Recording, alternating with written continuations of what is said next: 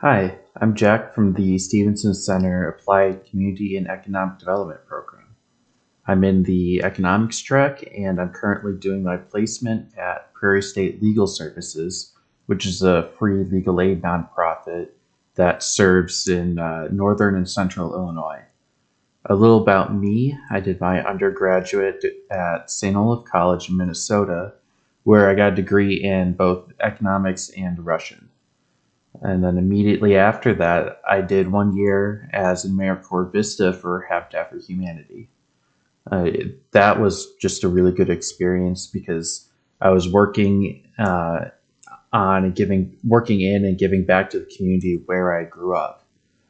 So it was also because of this I started to become really interested in the current housing affordability crisis and possible solutions. But while working as a Vista, I began to look at careers, but I stumbled across the Stevenson Center. I wasn't planning to go back to school, especially so soon after I finished my undergraduate, because I just couldn't afford it. It's a lot of money. But Stevenson Center, was just a really incredible opportunity because it's service-oriented program, which I liked, and I was really only able to go because it's tuition free. So I applied to the economics track because that's what I did my undergraduate in, and I liked it, and I got in.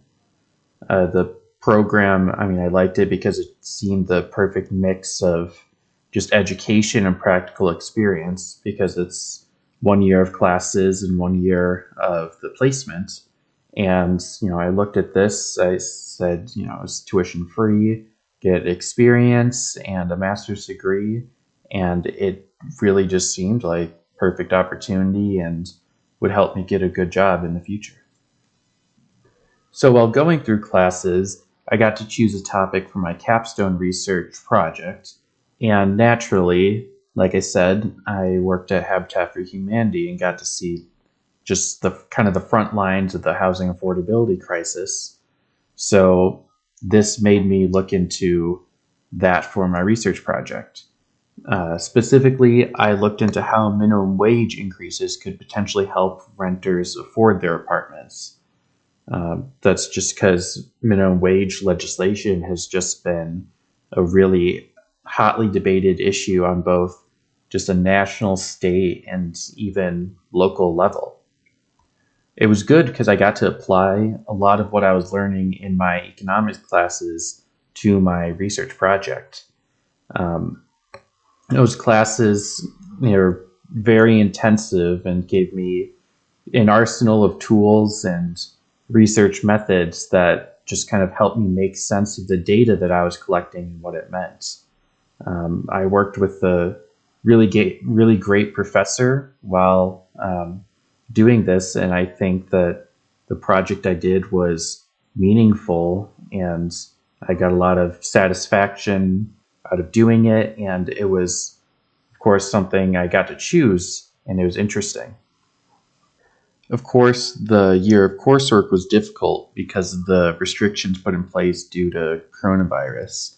Both semesters were pretty much entirely online, which made it difficult to meet people and have social functions, which are a big part of being in school. Obviously, this doesn't help with the general stress and anxiety that comes with being in school. But what's good though is that there was a real just sense of community that comes with being part of the Stevenson Center cohort. Having seminars each together semester, though they did have to be online, that was a great experience because we were able to share things we've learned during each of our service experiences prior to coming here. My undergraduate college touted interdisciplinary learning, but that's really a difficult thing to do when you have a bunch of people fresh out of high school and put them together in a classroom. I think one of the things Stevenson Center does best is engaging people in multidisciplinary discussions and seeing problems from different angles. It was really amazing and refreshing to have good, informed discussions about how to empower communities with people who've had much different roles and experiences than me. So, upon completion of my year of classes, I got placed as a grant writer at Prairie State Legal Services. So, as I mentioned, they're a nonprofit based in northern and central Illinois, and they provide free legal aid to low income people in civil cases. And so, the reason this is important is unlike in criminal cases, there's no right to counsel in civil cases, meaning that if you can't afford a lawyer, you have just limited options to proceed. And I've seen this happen, and your options could be go into debt, or to afford a lawyer, or try to represent yourself, or just let it run its course, and that all can have really just bad ramifications. And it's a big problem because the number of people who need free legal aid is just way too high compared to the supply of lawyers who work for these organizations and who are willing to give free services. So Prairie State and other similar organizations are basically having to do triage and have to pick which cases they take. With that in mind, my big project that I'm working on right now is to create a survey about legal needs in the area that's to be distributed among low-income people. So the goal is to get input on what types of legal issues people are facing, and other information like how severe they are, how people are trying to resolve these, and what they think can be done. So this sort of information can then help Prairie State focus its resources on what the community actually needs. So as a good example, Prairie State did a similar survey a few years ago and found that there is a large need for criminal record expungements because they were creating barriers for the people in getting housing and job opportunities and just similar opportunities and things that they needed to, live. And at the time, though, Prairie State wasn't focusing on that issue much because it was just kind of under the radar.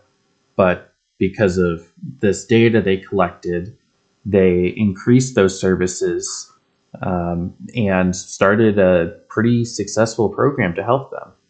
So I hope my efforts in creating this survey and the report that will be distributed to the executive director and available to anybody, I hope that report will come in handy to help identify those in need, what their problems are, and focus resources so that there are things available to help them. Before I started working with Prairie State, I absolutely knew nothing about law, especially civil law. So I really had to jump in and learn a lot from the go.